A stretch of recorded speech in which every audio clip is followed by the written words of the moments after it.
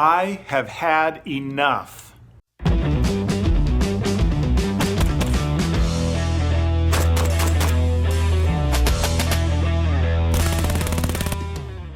All right, guys, common logic dictates a lot of things in life. In the gun community, we have common logic that we all seem to follow. Certain rules like don't put your finger on the trigger until you're ready to fire, know what you're shooting at, things like that. There's also a lot of myths in the gun community, some really stupid myths, and they get perpetuated all the time. And if I should dare to make a video where I would suggest that .22 is reliable, or .22 may be a good choice for self-defense for a few people, I get people coming out of the woodwork accusing me of being an evil person, passing along misinformation, and perpetuating lies. People actually assassinate my character from being audacious enough to say that .22 might be a good choice for self-defense. Well, today on Max Headspace 9mm, I'm going to explain some things about .22 that I guarantee you don't know. There's a few things in here that you probably never heard before, but you can check out through other sources yourself and find out that it's true. Okay, myth number 1. .22 is unreliable, or rimfire is unreliable. Absolutely false. In my experience, there is a reason why people believe this, and it has to do with psychology. Okay, so admit it. If you've been shooting any time at all, you've probably gone to Walmart, and you probably go there because the ammo is cheaper. It is one of the cheapest places that you can get ammo. And as you're looking around, you probably came up with something like this on the shelf when you're looking for .22. Come on, admit it. We've all done it. We've all bought these 500 round boxes of fun and felt really, really good about our purchase. Because there's nothing more fun than a lot of fun.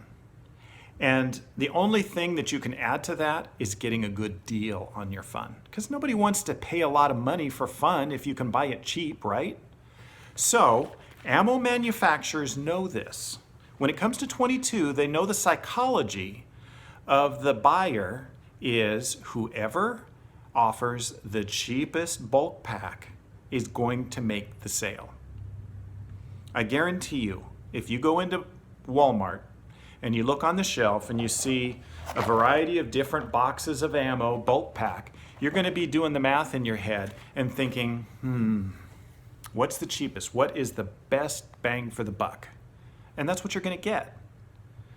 Because you get a lot of it and it makes you feel good and it extends your shooting pleasure. But here's the psychology issue. All these ammo manufacturers that make this stuff, this bulk pack ammo, they're in a race to the bottom.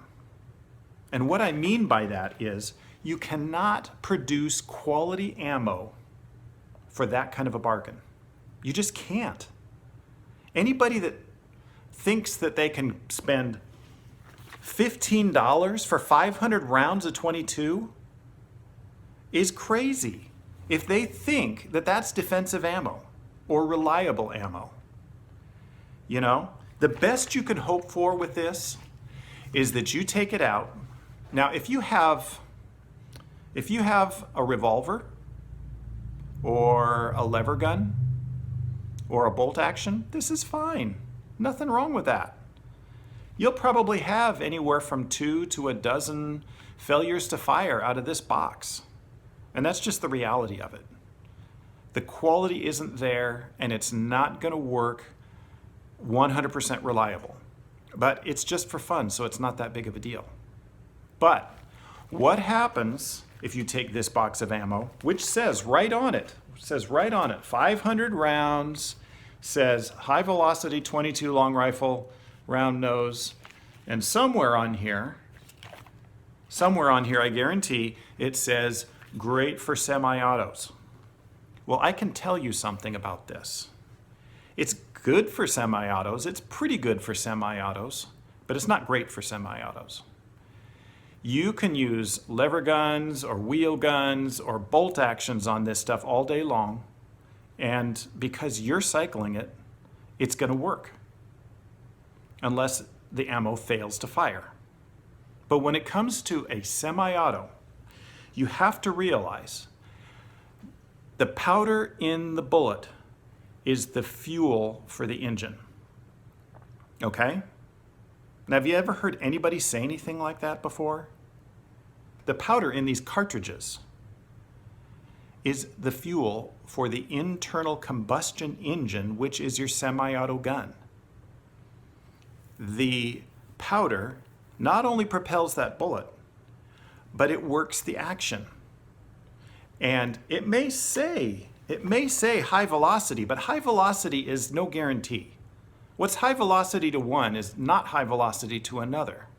Is it high enough velocity? These are all ambiguous terms. What is good for semi-autos? It works most of the time? Well, that's pretty much what you're getting when you pay $15. I paid $15 for this at Walmart today. I just wanted to see what 22 was doing, and I went out and bought some. But am I going to take this out in the woods and load it all up in my Ruger 1022 or my Calico and then get really angry if I have a few failures? No, because I know this is not truly high velocity. I know this is not truly high quality ammo. It's kind of like Arco really low octane gasoline. It's good enough most of the time. It sort of gets you by. But you're not going to put it in your Ferrari and then go to the racetrack and expect to have good performance with it. If you want good performance, you buy something like this. This costs a lot more. Round per round, this is probably, I don't know, nearly double the cost. But if you want performance, you have to pay for it. And I am so sick and tired of guys who will be on YouTube with a semi-auto firearm trying to fire this garbage ammo through it, and when the gun doesn't work, they blame the gun. It's not the gun's fault, it's your fault. You fed garbage ammo to a quality semi-auto gun. Maybe you didn't clean it, maybe you didn't maintain it. I don't know, but the ammo is the place you got to start. So here's something I want to show you you can do, okay? You take any kind of 22 ammo you want and put it in your magazine for your gun. And then go out to your range or wherever it is that you shoot. Put the magazine in the gun, point the gun in a safe direction, and then manually, without putting your finger anywhere near the trigger, manually cycle the action of that gun, that semi-auto gun. Cycle it until every single round is out. And not only that, make sure you cycle it completely. Go all the way to the back and then let it go. All the way to the back and let it go. I almost guarantee you, every single one of those rounds will feed. Every single one of those rounds will eject. The problem is not your semi-auto. The problem is the rounds that you're shooting out of it. See, when they make these things, when they make these bullets, these cartridges, there's a few things you want to look out for, okay? They are trying to make this as cheaply as they possibly can. If they can save 10 cents a box, they will do it. Because they know that's going to lead to sales, because their customers want the cheapest they can get, especially with the bulk pack stuff. So, when you look at these rounds, here's what you want to look for. Have you ever noticed how some of these things you can actually twist? Can you hear this? I don't know if you can hear it, but I can. It's creaking. I've had some of these things so bad that I could wiggle the bullet in the case. It was literally that loose. I almost felt like I could pull the thing out with my bare hands. If you don't have a really good crimp around your bullet, where this case necks up here, if that isn't really tight, what you have is the ability for moisture in the air to get into your powder. Now, if you've been in the military, there's a saying, keep your powder dry. There's a reason for that. Powder that's damp becomes not only unreliable, but it doesn't work as well, if it works at all. So if you got some of those 22 rounds that are really cheap and the bullet head wiggles and you can spin the bullet in the case crimp and you almost feel like you can pull the thing out, I guarantee you moisture is getting in there, in the air, over time. Just like if you leave the wrapper on your loaf of bread undone for a day, that bread's gonna go stale. In the same way, your powder's gonna go stale. So, inspect the ammo, see what you're getting. Don't blame the gun. Myth number 2, 22 long rifle is not lethal. I know it sounds crazy, and I know after this video, I'm gonna have some people in the comments who will continue to argue the point that 22 is not lethal enough for self-protection. There are people who just will not believe, no matter what you say, that 22 long rifle is an effective round for killing. All I have to say to that is there is so much proof to the opposite, I really shouldn't have to say anything at all. But let me just cite a few examples that you can research on your own, which will show you that it is indeed lethal. If you've ever watched Crocodile Hunters or Swamp Hunters, I can't remember what it's called, I used to watch it for a few seasons. These guys make their living killing alligators, okay? They'll kill sometimes 7 or 8 or 10 in a day. And most of these gators are 8 or 9 feet long. And they do it a lot, and they've been doing it sometimes for generations. They'll have some kind of a bait trap set up, and when the gator bites on it and gets hooked on it, he won't let go. And he'll get tangled up in the line. And they'll bring their boats alongside of this alligator, and they'll pull it up to the side of the boat while it's thrashing around. It makes really good TV, by the way. And you know what they will do to kill that alligator? They take a 22 rifle and they shoot it in the head. 1 shot, 1 kill every time. Now, do you think if they thought that 22 wasn't lethal, don't you think they'd use something else? Something maybe just a little bigger, you know? Why not 223? That's not that expensive when you think about what they're getting for one of these alligators. They use 22. And they use it not because it's the cheapest round. They use it because it works. I watched a video just 2 days ago of this farmer. He had a problem with these wild pigs breaking into his hen house at night and eating all the food for the chickens. Well, he camped out in a tent, in a blind, basically, in his farmyard, waiting for these things. He had a night vision camera set up. He had a Ruger 1022 with a suppressor on it, and he was loaded up with subsonic ammo, 22 long rifle, and he filmed the whole thing. He shot a 300-pound boar in the head. 1 shot. That boar flipped on its back, legs straight up in the air, and didn't move. Less than 1 second, it was dead. I have never seen anything like it. I can tell you, vets and slaughterhouses use 22 to put down animals all the time. Why are we continuing to question the lethality of 22 long rifle? I'm not suggesting if a person carries 22 that they shoot somebody in the big toe. Special forces, when they go kicking in doors, clearing rooms, they shoot in the head. There's a reason for that, because it almost doesn't matter what you're using. But a 22 is a very effective round when a person knows how to use it. Myth number 3. 22 guns are poorly made and they're just for fun. Well, there are some that are poorly made. Have you ever heard of the Jimenez? Yeah, it's a piece of garbage. There's definitely 22 pistols and rifles that are poorly made. Because the round is cheap and it's cheap to shoot, there's always going to be a market on the bottom.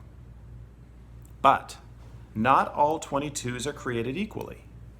There are some very fine 22s that are made extremely well, and they work extremely well if you feed them the right ammo.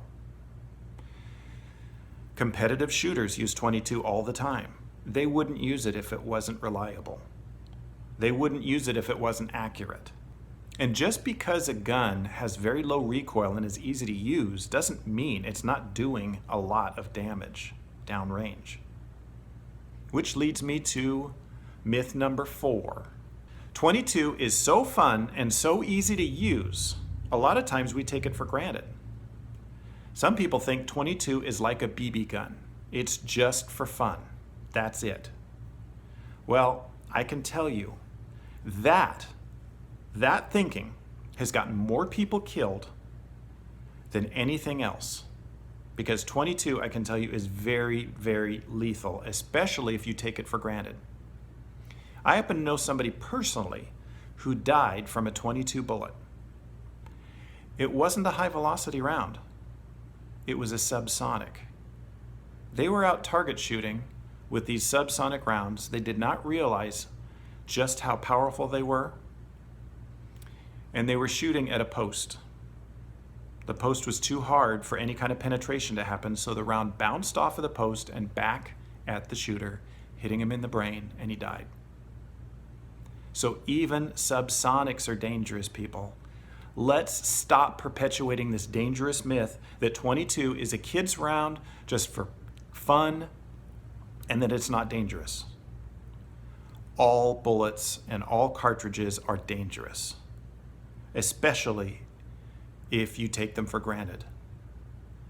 22 can be a very effective self-defense round. And if you enjoy shooting, if you enjoy your target practice, you're going to practice more.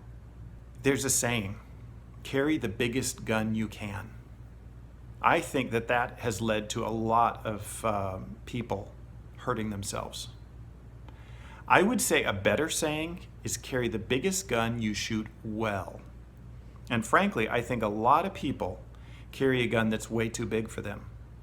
If you're even the slightest bit intimidated by the gun that you carry, you should not carry it. Because I guarantee you, if you get into a self-defense situation, you are not going to want to pull that out. You're already terrified. Why would you pull out something that terrifies you when you're already terrified? No, you want to pull out something that you're really good with, that you're confident with, something that you feel good about what you can use as a tool. I talked to this old lady one time. She was in her 80s, and she worked in a convenience store. And I asked her if she felt afraid working through the night sometimes behind the cash register. And she pulled out her purse, and she said, "No, I've got something that keeps me company." And she pulled out a .357 Magnum snub-nose revolver. And she was kind of waving it around, and it made me a little nervous because she had her finger on the trigger. And she handed it to me, and I looked at it. It was beautiful. I asked her, "Are you good with this?" And she said, "Oh, I've never shot it." And she kind of went on to explain, "But if I point it at somebody, it's going to scare them, and they'll run out of here." I didn't really lecture her because she's my elder, and who am I? Who am I to say? But the truth of the matter is, if that's your strategy, you're on dangerous territory. Trying to scare away somebody who may be on meth and not have any sense in their head is not something you can plan on. They might grab that gun right out of your hand and use it against you. It's much, much smarter to practice diligently with something you can be extremely good shooting, like 22. Master it, and then move up in calibers if you feel you need to. Frankly, I would feel much, much better in an encounter against a bad guy with a 22 that I have practiced diligently with and can put cloverleaf holes on paper at 30 feet and shoot rapidly with virtually no recoil at all. I'd feel much more confident with that than I would with a .357 Magnum revolver with a heavy trigger pull, something that is gonna, fly back and push really hard against my hand. I can get shots off quicker, more accurately with that .22.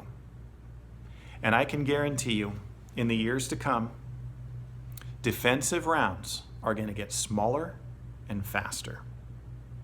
Smaller will allow you to carry more of them in a gun. Kel-Tec has been making some pretty amazing pistols, .22 Magnum and .22 long rifle, the PMR 30, and they're new this year at SHOT Show gun, the CP 33. It holds 33 rounds in a flush mag of .22 long rifle, quad stacked. It's a little bigger gun than the PMR 30, but it's a target gun. And with a 2-inch mag floor extension, it'll hold 50 rounds. So I can guarantee you, if you use quality ammo, if you shoot and practice diligently, and if you take care of your equipment, you will have reliable performance out of your .22. So much so that you won't have any worries. I can tell you that in my experience of buying quality ammo, when I buy quality ammo like this, I get reliability. Every bit as reliable as my centerfire ammo. It just is. It's just made better. That's why it costs more. All right, one little side note. One of my upcoming videos, I'm celebrating a milestone. A video I made about 2 years ago has hit 1 million views. It's my first one ever. It is called World's Most Misunderstood Gun. It's basically where I show off my Calico M100 rifle. Well, I told myself if I got to 1 million views, I was going to celebrate with the Calico pistol. The Calico M100 pistol. This is a handgun with the highest capacity in the world. Helical magazine, 100 rounds. So be watching for that. That's coming up. This is Max Headspace 9mm. Have a good one.